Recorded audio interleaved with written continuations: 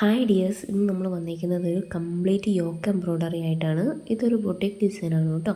Complete ആയിട്ട് beads വർക്കാണ് വരുന്നത്. അപ്പോൾ ഇതിനകത്ത് പ്രത്യേകിച്ച് ഒരു നെക്കൊന്നും മാർക്ക് ചെയ്ത് കൊടുക്കുന്നില്ല, എന്നാലും നമുക്ക് ജസ്റ്റ് നെക്കൊന്ന് മാർക്ക് ചെയ്ത് കൊടുക്കാം. നമുക്ക് എങ്ങനെയാണ് ഇതിൻ്റെ താഴേക്ക് വരുന്നതെന്നൊന്ന് മനസ്സിലാകാൻ വേണ്ടിയിട്ട് ജസ്റ്റ് ഒന്ന് മാർക്ക് ചെയ്ത് കൊടുക്കുന്നതെന്നുള്ളൂ കേട്ടോ. പിന്നെ നിങ്ങൾക്ക് ഇത് ഏത് തരത്തിലുള്ള നെക്കിൽ വേണമെങ്കിലും ചെയ്യുകയും ചെയ്യാം.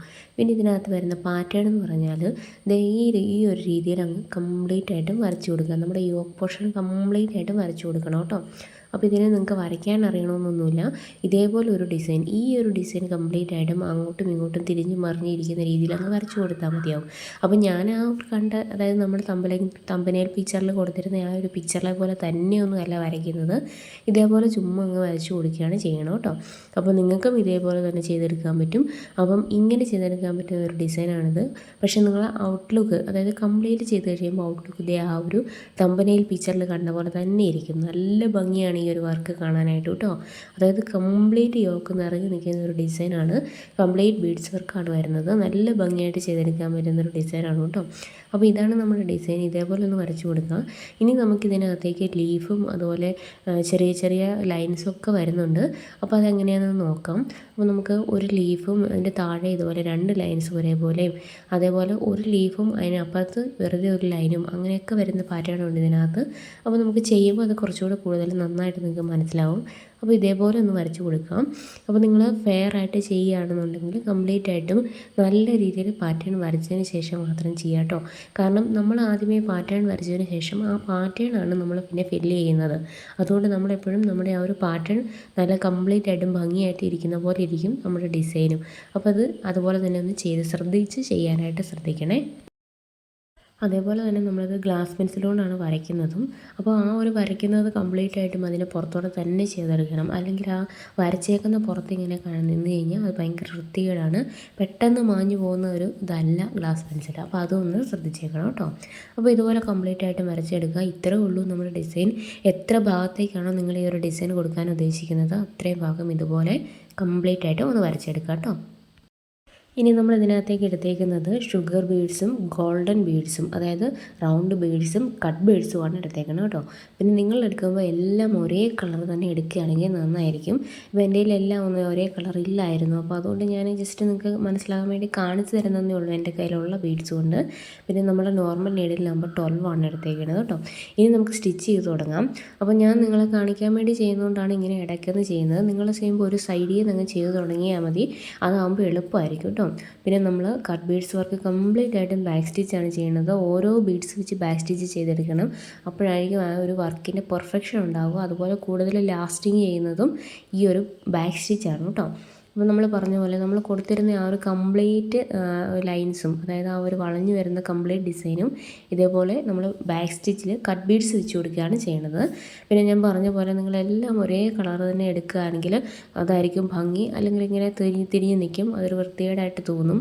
അപ്പോൾ ഞാനിപ്പോൾ എൻ്റെ കയ്യിൽ കട്ട് ബീഡ്സ് ശരിക്കും ഒരു ആൻറ്റിക് ഷെയ്ഡ് ഇല്ലായിരുന്നു. അപ്പോൾ അതുകൊണ്ടാണ് ഞാൻ ഈ ഒരു ബീഡ്സ് വെച്ച് ചെയ്ത് കാണിക്കുന്നത്. അതേപോലെ തന്നെ ഷുഗർ ബീഡ്സും ആൻറ്റിക് ഷെയ്ഡിലാണ് എടുത്തേക്കുന്നത്.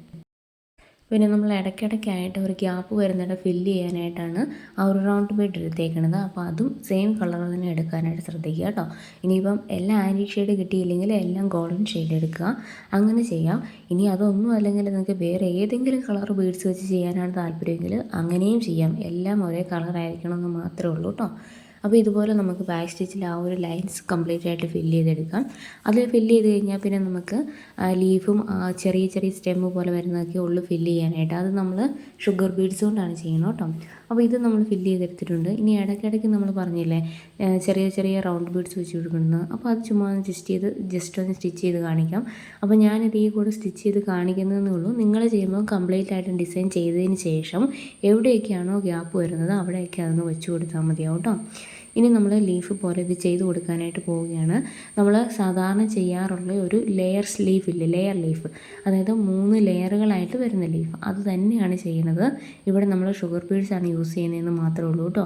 നിങ്ങളുടെ ഷുഗർ ബീഡ്സിൻ്റെ വലുപ്പത്തിനനുസരിച്ച് 3 or 4 എണ്ണം എടുക്കാവുന്നതാണ്. അപ്പോൾ ഇതുപോലെ ഒന്നിച്ച് അതൊന്ന് സ്റ്റിച്ച് ചെയ്ത് കൊടുത്താൽ മതിയാവും. ഇതേപോലെയാണ് വരുന്നത് കേട്ടോ. ഇനി നമുക്ക് അടുത്ത സൈഡിൽ ചെയ്ത് കൊടുക്കാം.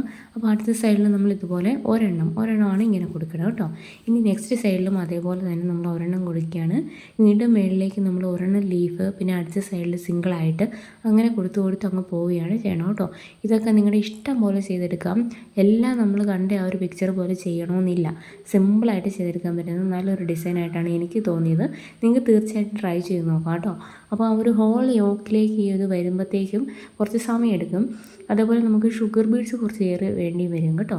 അപ്പോൾ അത് മാത്രമേ ഉള്ളൂ ഇതിനകത്തൊരു ബുദ്ധിമുട്ട്. അപ്പോൾ നിങ്ങൾക്ക് തീർച്ചയായിട്ടും ട്രൈ ചെയ്ത് നോക്കാൻ പറ്റുന്നൊരു ഡിസൈൻ തന്നെയാണ്. അപ്പം തുടക്കക്കാർക്കൊക്കെ ഭയങ്കര ഹെവി ആയിട്ട് തോന്നും, പക്ഷേ സിമ്പിളാണ് കേട്ടോ. ഇപ്പം ഞാൻ ഈ ചെയ്യുന്ന ഈ ഒരു ബീഡ്സ് ആൻറ്റിക് ഷെയ്ഡിലുള്ളതാണ് കേട്ടോ.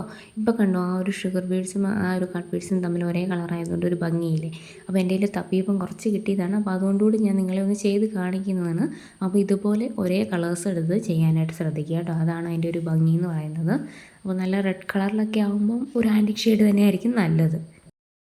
നിങ്ങളിപ്പം ആരെങ്കിലും ഇത് ഫെയർ ആയിട്ട് ചെയ്യാൻ ഉദ്ദേശിക്കുന്നുണ്ടെങ്കിൽ ഒന്നിച്ച് കടയിൽ പോയി ഒരേ കളർ ഷെയ്ഡ് നോക്കി വാങ്ങിച്ചിട്ട് ചെയ്താൽ മതിയാവും കേട്ടോ. അപ്പോൾ ഇതേപോലെ ചെയ്തെടുക്കാം. നിങ്ങൾക്ക് ചെയ്ത് കൊടുക്കാനൊക്കെ പറ്റുന്ന ഈസി ഡിസൈൻ അല്ലേ ഇത്. നല്ല ഹെവി ആയിട്ട് വരുന്നൊരു ഡിസൈനാണ്, അതുകൊണ്ട് നല്ല ഭംഗിയാണ് കാണാനായിട്ട്. അപ്പം അത്യാവശ്യം ആർക്കെങ്കിലുമൊക്കെ വേണമെങ്കിൽ ചെയ്ത് കൊടുക്കാനും പറ്റുന്നൊരു ഡിസൈനാണ് കേട്ടോ. തീർച്ചയായിട്ടും ട്രൈ ചെയ്ത് നോക്കുക. എപ്പോഴും പറയാറുള്ള പോലെ തന്നെ ട്രൈ ചെയ്യുകയാണെങ്കിൽ നിങ്ങൾ അതിൻ്റെ ഫോട്ടോസോട് ഒന്ന് അയച്ചു തരണം കേട്ടോ.